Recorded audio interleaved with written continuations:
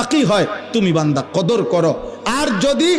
কোনোভাবেই কদর না করে তো শেষ কথা হলো মনে রাখবেন, রমজানকে যে কদর করে না, রমজানেও যে গুনাহ করে, রমজানেও যে জাহান্নাম থেকে বাঁচার চেষ্টা করে না, রমজানেও যে জান্নাতের আমল করার চেষ্টা করে না,